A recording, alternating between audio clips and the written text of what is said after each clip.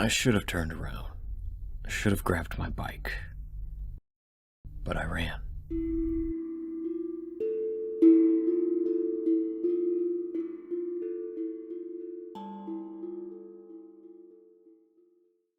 It happened around the age of 12.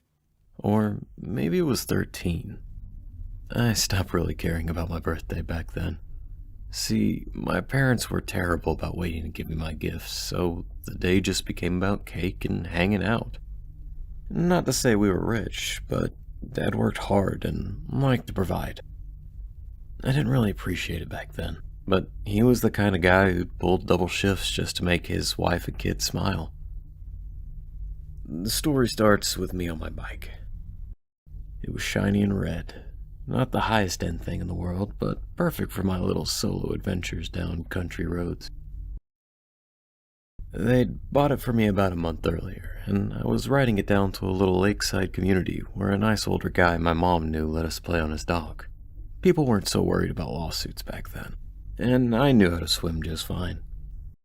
I'd spend the hot summer days splashing in the shallows, collecting stray shells, rocks, and whatever other little waterlogged tokens of my time by the water that I could find. It was easy to lose track of time, and I only realized how late it was by how low the sun was starting to get. See, I didn't really have a phone back then. Cell phones existed, sure, but they were expensive. And I'll admit it, I don't really know how to read a watch. I just kind of guessed the time by where the sun was. Thought it made me cool, outdoorsy even. I pulled myself up the water-worn blocks that lined the edge of the lake, picked my bike up from where I laid it in the grass, and then I proceeded to walk it to the edge of the sleepy little community. It was gated. It's supposed to be anyway. At some point it had been private, but once everyone started aging out and passing their houses down to the kids, well, they stopped bothering to close the gate. Hey, you weren't going to catch me complaining. It meant access to the only real entertainment this place had. Aside from taking a walk in the woods, that is. We were hours away from any real town. The small one we went to school in was still a 45-minute car ride. Real middle of nowhere type place. I didn't really think about how dangerous that was back then. Not until this incident. After this happened, I stopped going out alone. Started staying indoors more. I think I was maybe 10 minutes into the ride when I heard the first noise. Some rustle to the tree line to my left. Not a big deal. Probably a deer or some local mutt. I glanced over my shoulder, expecting to see something running off the other way. The only thing around here that could really cause me trouble back then was maybe a wild hog, but they usually avoided people. At least back then they did. Nowadays, I think they're becoming a bit more aggressive. At that time, though, all I saw was the brush settling. Like whatever had been moving froze when I finally turned to look at it. Weird, but again, probably just a dog. Maybe a rabbit. The woods were always moving with something. So I just kept pedaling, keeping a leisurely pace, enjoying the little bit of freedom I was getting. But I kept hearing it. A rustle to my left, something snapping a twig, something keeping pace. Looking back, it was probably not my best idea, but I slowed down. Figured maybe some friendly dog really just wanted some attention. When I came to a stop, though, the rustling kept going. Whatever it was close enough behind me that the sudden stop meant it kept moving for a few seconds. Just long enough for me to catch a snippet of a long tail and brown hind legs. Not the puffy dog's tail I'd been expecting, but something sleek, rounded, brown fading to black. I recognized it from the movies, and a small voice in the back of my mind, not yet really panicking, went, "Oh, a cougar." I don't know why I was so nonchalant about it. It took a full minute for it to really sink in. They weren't supposed to be in the area. Hell, not even in the state. My uncle did always say they were out there, though. He lived about an hour away, and we'd heard them screaming at night.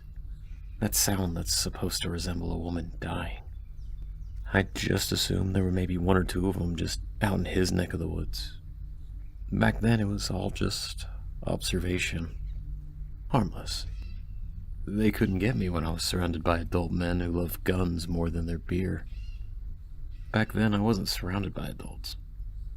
I wasn't around my uncle and his shotgun, or my dad and his revolver.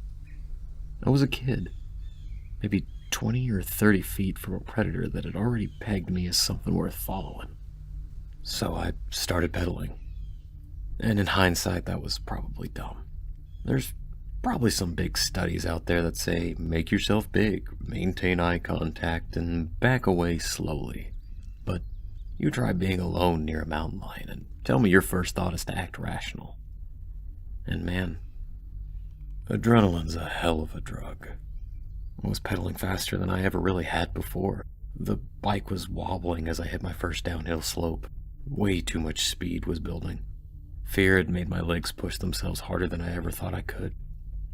I was struggling to keep control when I looked to my left. I didn't see anything there, but some part of me just knew it was following me, waiting for me to finally mess up.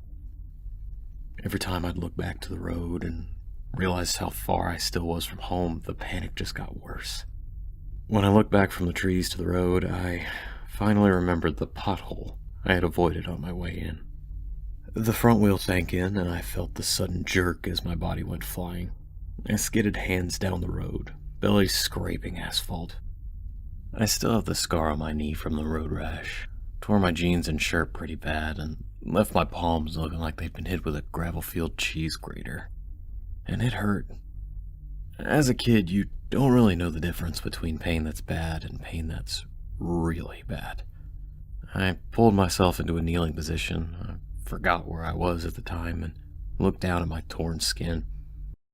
I was just trying to get my bearings. Then I heard the sound of something moving through the heavy leaf litter. All thoughts of broken bones vanished, and pain was pushed to the back of my mind. I should have turned around. I should have grabbed my bike. But I ran. Ran into the tree line, away from the rustling. I don't know what I was thinking back then.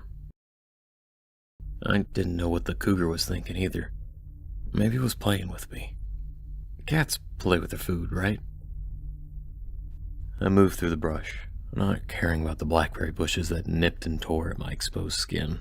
Stumbled into a clearing torn up by what looked like some wild hogs. There were muddy divots and upturned earth everywhere. I only stopped when I found an old shed. Or maybe it had been a tiny house at some point. The window was busted and the roof half collapsed, but to me at the time, it was a miracle. The rotten wooden door hung open, crooked on its hinges. I grabbed it and yanked it shut behind me, letting it slam unevenly against the frame. I had to scramble for a second to jam my fingers into the empty hole where the doorknob used to be. But when I got them in, I pulled as hard as I could. And thank God, that old door seemed to suck right back into the frame.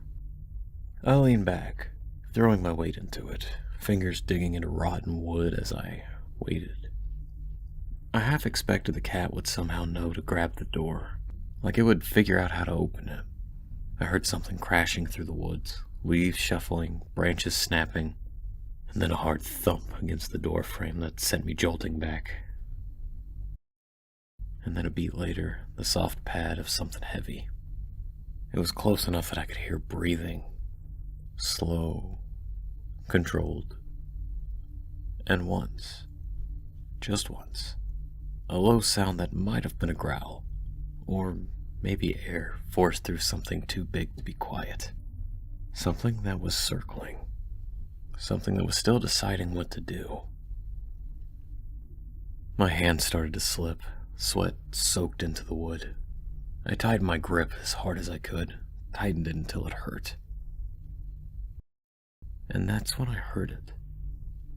A loud crack, maybe a crunch, like someone snapping a tree trunk in half. Then half a second of rustling. And then nothing. I held my breath, waiting for something, anything else. Another sound, another attempt at the door, but nothing. I don't know how long it was before I let myself finally breathe. Every time I thought about opening the door, all I could imagine was a large brown cat forcing its way inside. I didn't dare open that door. Not until my fingers went numb and my stomach ached. Not until I heard nothing but crickets. I didn't leave all at once. I cracked the door open and peered out. It was a full moon, thank God, still bright enough to see.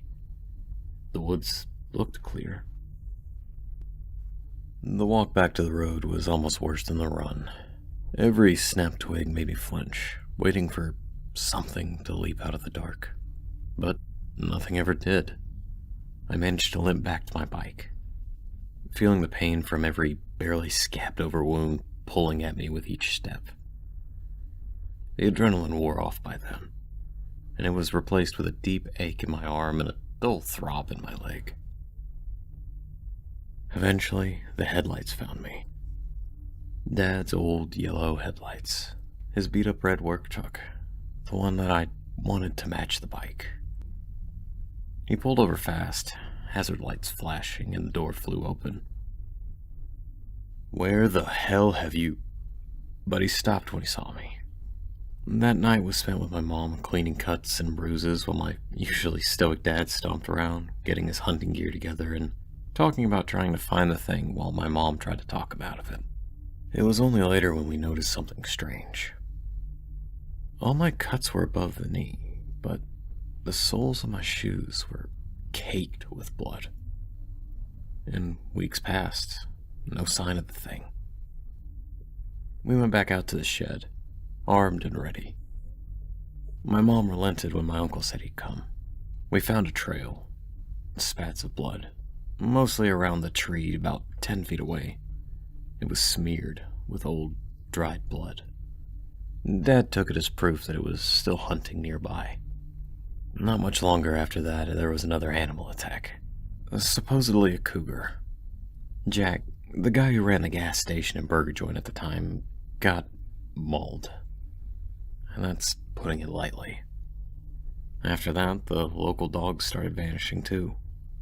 The wild pigs, though, seemed to be doing just fine. Bigger wallows were showing up, more proof of their activity in the area. But no livestock ever went missing. If anything, the number of snakes and coyotes dropped pretty dramatically. I'm bringing this up because I came back. Came back to visit the lake, and the fry cook at the steak joint by the water was attacked last night. It's been over 15 years. Do cougars live that long?